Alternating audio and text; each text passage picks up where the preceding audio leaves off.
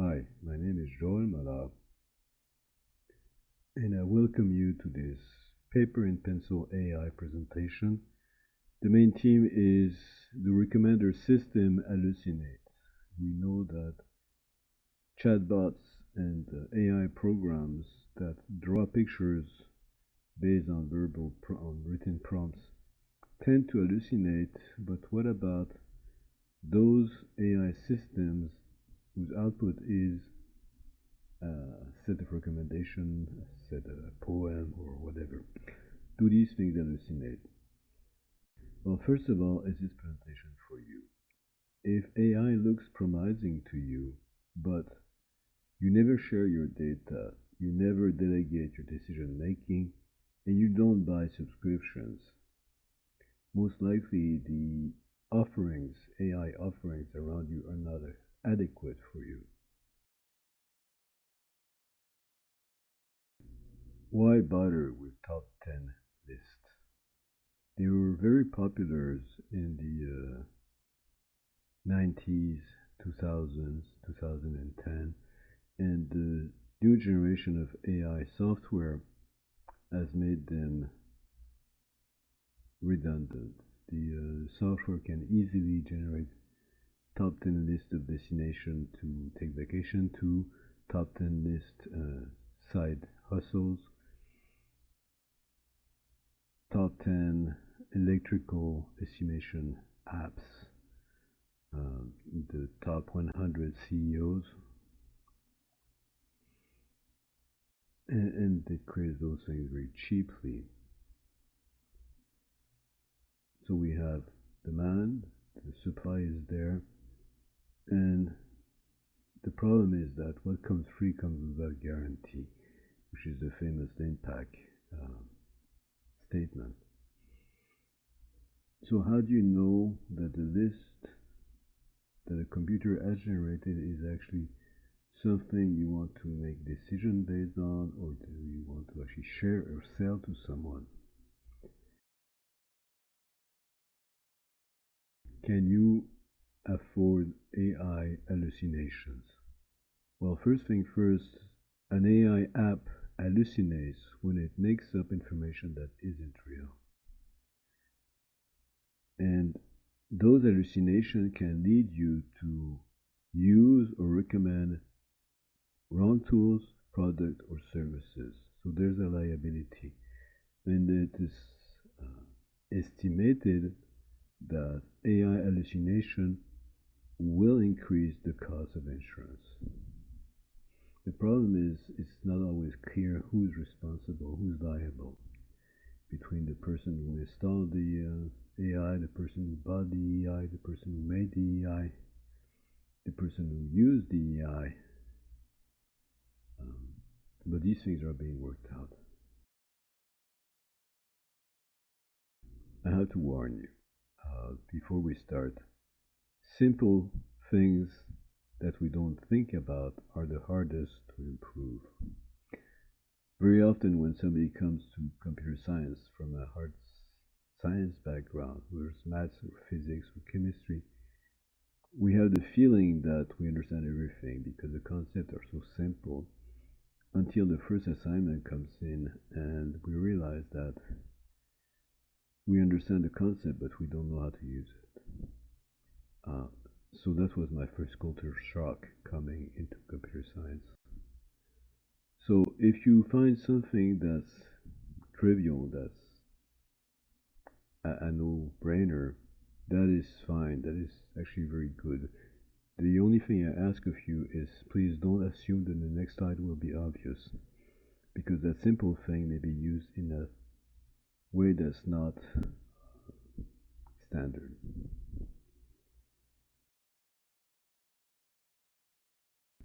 What does this talk about? It has three main parts. The first part is to explain how top 10 lists are constructed, and the prototype is the ubiquitous Eisenhower Matrix that you probably know fairly well. I'll give two examples. One is the HBR, Harvard Business Review top CEO list, and the other one is the District 9 sales team, not its real name. The second part is about how you convince an AI to show you the hallucination it introduced into the list. So it's an algorithm for hallucination detection. We'll go through a workout example. And the third part is extension. So how to use the concept in this talk to do what-if analysis, and how to use the concept in this talk to do competitive analysis. Those extensions are somewhat more advanced than the rest of the talk. I will not get into the details, but you will have, by the time we reach there, you will have all the tools necessary, all the concepts necessary to perform those tasks. And so I think it's better to leave you enjoy the exercise. How top 10 lists are constructed. So Eisenhower, a genius of his own, came with the idea of separating the task in front of them between those that were urgent and those that were important. And you've heard the recommendation: if something is urgent and important, you do it right now. If it's important and not urgent, you plan it. If it's not important and urgent, you delegate it. And if it is neither important nor urgent, you drop it. And so cash flow and cold calls are both urgent and important. Training and anniversary is important but not urgent. Urgent but not important include haircut, water leak, and the rest, gossip. Now these recommendations depend on the task itself, because I don't know exactly what it means to delegate a haircut, but that's the general principle. The Eisenhower Matrix has been augmented over the years to include more axes, not just two. One of them is whether some task saves times or saves money, in which case it should be scheduled and not just drop as not important and not urgent. But you cannot represent a 3D matrix on a page or on a slide. And so there's a standard trick in databases, and this is the next table that represents exactly the same data as the one on top, where one column is the task: cash flow, cold call, training, anniversary, haircut, water leak. And then the column labeled important as a 1 if that task is important, or a 0 if it's not. And the urgent column is the same for urgent: 1 for urgent, 0 for not urgent. The fourth column, sum, is exactly what it says, the sum of the urgent and important entries. And then you can list the task in decreasing order of sum. So in that concept, what is an hallucination? It's listing a lesser choice before a better choice. So for instance, cash flow is one of the best choices, one of the two best choices. Training is not, because training is not urgent. And so scheduling training before cash flow, or spending time on training instead of cash flow, which is something we tend to do very frequently, is an hallucination. To summarize, we take the attributes, we plug them into a formula, in this case a sum, and then the tasks that have the highest number are listed first, and then the tasks with lower and lower numbers are listed later. In this case, the example is the Harvard Business Review top CEO list. It looks different, but it's essentially the same thing. The difference here is from the previous slide. The difference here is that instead of having urgent and important, we have an index ESG and we have an index HBR. HBR indices measure how good a CEO is for the strength of his company. The ESG indices indicate how good a CEO is for the environment. Now, we don't have a 0-1 situation like in urgent and important. There's numbers, it's a continuous axis, it's a continuous scale. The point on the right hand side plot represents CEOs. The ones that are at the bottom near the horizontal axis are preferred by the ESG or green indices.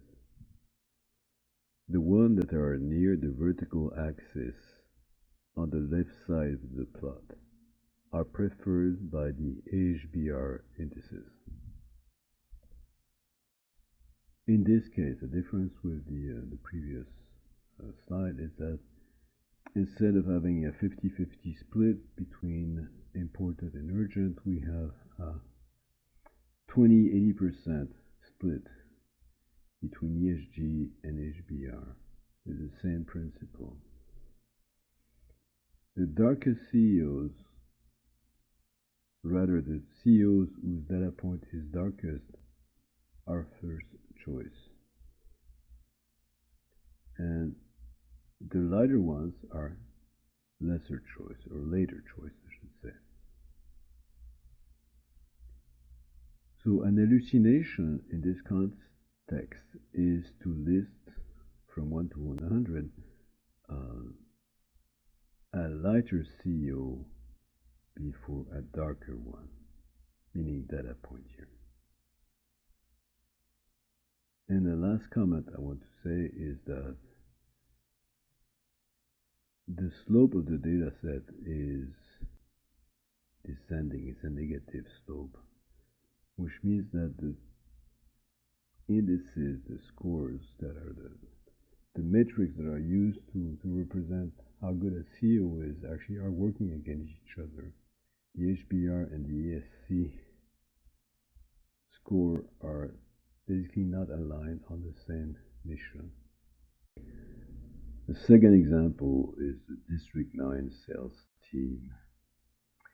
The data consisted of 6 product lines and a year-to-date sales volume. I'm changing the representation here. I'm showing you a graph. What the graph shows is a careful recording of who outperforms who, which you can not really get from the scatter plot, but you can draw those diagrams in a notebook. I actually have an example later. About up to 10 points is easy, then it gets harder as you increase the size. So let's take Tony, the top node, as a 1, meaning that it is the first choice. Tony outperforms everyone in the teams in terms of sales and sales volume. Next to Tony, we have Chris and Joe. And those ones are second choice. Dap is a third choice. And because Dap is a third choice, Mark has to be a fourth choice. So if the graph is a bit confusing, let me explain here. Tony outperforms Chris. Chris outperforms Andy, therefore Tony outperforms Andy. We don't show that arrows because it would just make the graph very confusing.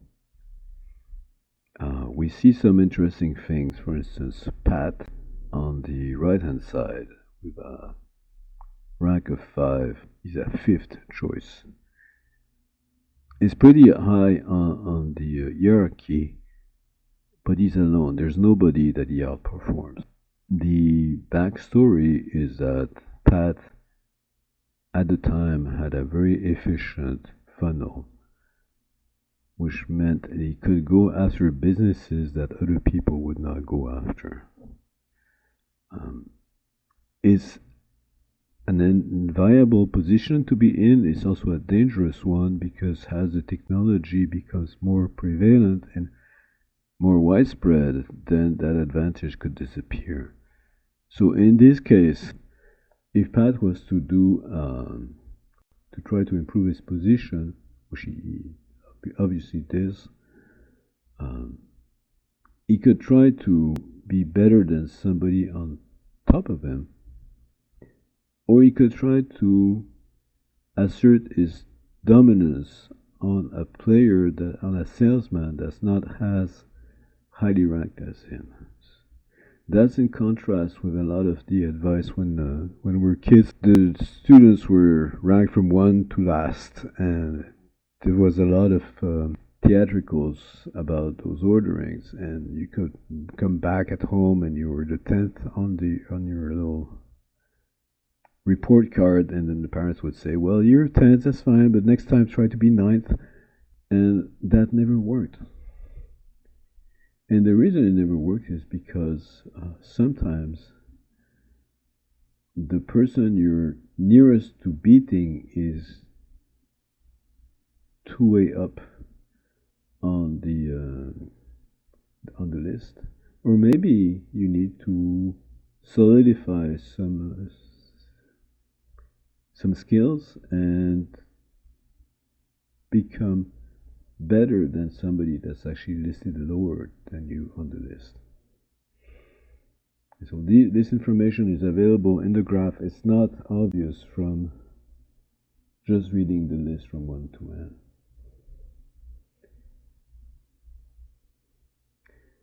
Yes, it's very important here. There's a bit of terminology. The Goldberg rank, which is used in engineering and computational science applications. The Goldberg rank is really the level of choice. So Tony has a Goldberg rank of 1, Chris of 2, Tom at the bottom has a rank of 7. There's some discussions whether the rank should start at 0 or 1, but that's kind of noise and not getting into the concept of it. Hallucination, again, following the same pattern as we did before, is listing, say, Len or Pat before Mark. At this point, you've seen the concept. It's important to actually see them in action, to have a feeling. It's actually very, very simple. You start by asking whatever bot you're working with for, say, the top 5 electrical estimation apps on Google Play. Depending on the app, depending on the context of the conversation, you will get different tools, different apps, and so therefore this presentation is not an endorsement of any app. It's an illustration. The bot responded with 5 apps, which I label ECP, UER, ECE, EC, and FT, in that order. The next step is to ask the bot what criteria did it use to score those 5 apps. And the bot responded user ratings and reviews, features and functionality, industry recognition and suitability, ease of use, customer support and resources, integration capabilities, scalability and flexibility, security and reliability. Now we're not going to go into the details of what those things mean. These are the things that the bot used.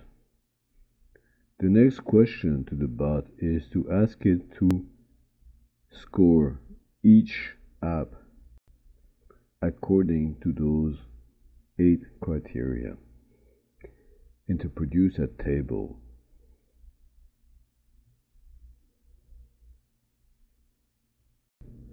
The table we see here as a list order at the extreme left, the app name in the second column, and then the scores for all 8 metrics. The last one is computed, it's added to the table for this presentation, is the Goldberg rank. So we see that the first app listed in the table is a second best. The second one is a first choice. The third one is a third choice. And the fourth and fifth apps are first choices. We have 2 hallucinations here. So for clarity, here is the graph computed among those 5 apps. Which ones are first choice, which one is second choice, and which one is third choice. UER, which is second on the list, EC, which is fourth on the list, and FE, which is fifth on the list, are actually first choices. That is, there's no other app that's outperformed this app according to the 8 criteria. And choosing between UER, EC, or FE actually calls for a judgment call. Something that this AI will do for you without telling you, but you might want to know about. FE, the number 5, outperforms ECP, the number 1 on the list. And the number 1 on the list outperforms number 3 on the list. And that graph clearly demonstrates the hallucinations. The hallucination detection algorithm consists in first asking the AI chatbot, the large language model, for some top 10 list. Then, the criteria that were used to build this list. Then, the bot is asked to score each item individually against these criteria.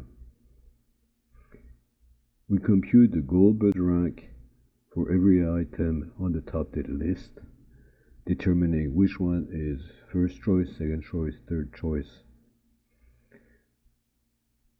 And then the AI chatbot hallucinated whenever the list rank increases, but the Goldberg rank decreases. Very simple computation. Third part of the talk, the extensions of those concepts to other applications, and an example of writing a graph by hand on a notebook. Here we have 11 funds, mutual funds, compared based on 2020 data. There is no value in this presentation. It is purely for illustration, and I am absolutely not recommending any purchase of mutual funds. The funds were compared according to their yield, the expense ratio, and something called the Lipper quantile. If you look at the graph on the right, you'll see that the indices start at 0.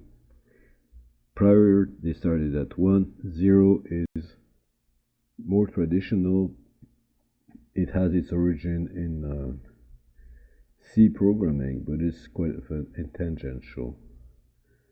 So at the top level, the first choices, we have 2, the second on the list, which is TR Rex.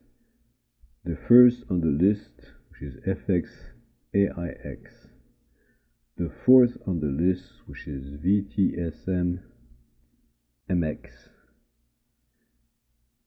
Then the first on the list, AFV ALX, and the third on the list, which is VGITX. These ones could be in any order, but they appear together at the top of the list. The one and only second choice, 5 VFIAX, appears 5th on the list.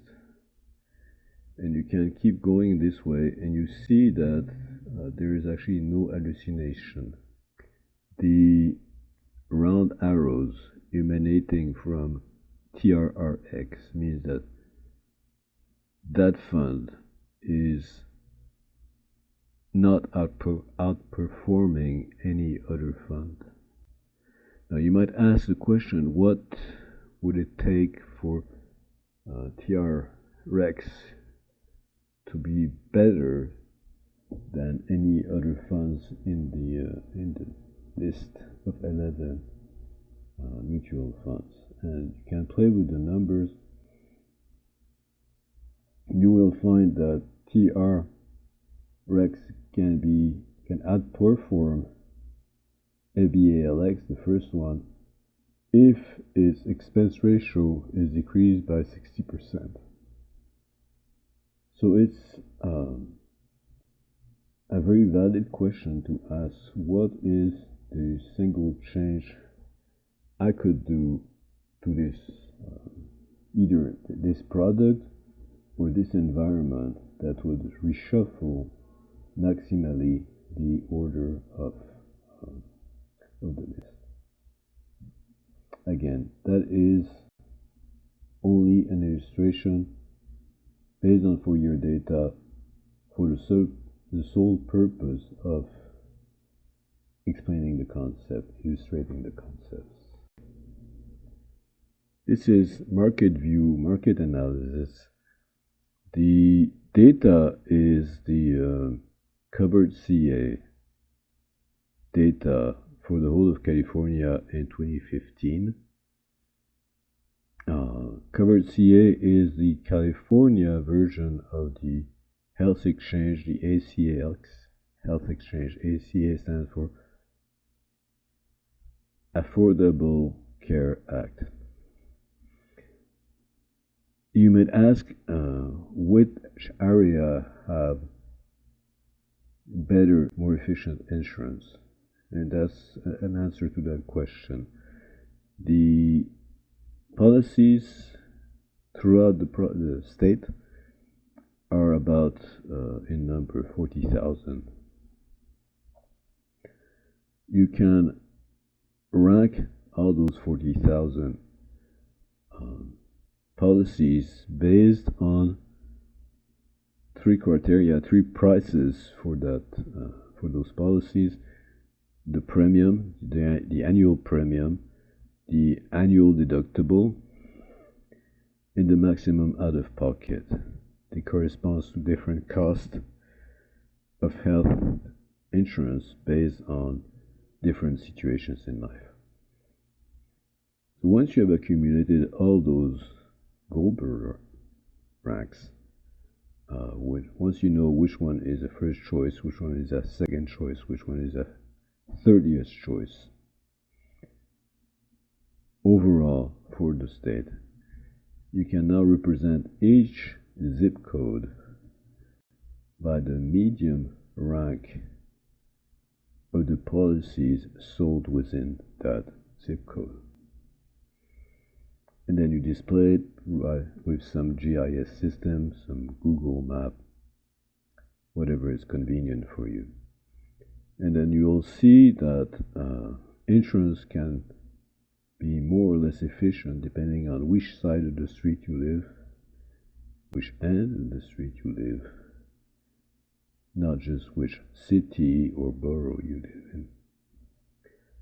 And so that's potentially information that you want to see if you're planning to buy a house or a business. And we'll leave it at that. Again, you have all the concepts it takes now to be able to build those applications. So in closing, there's been a lot of effort and joy in making this video. I thank you for your attention. I hope you find it useful, and I look forward to hearing your thoughts if you wish to share. Take care, bye.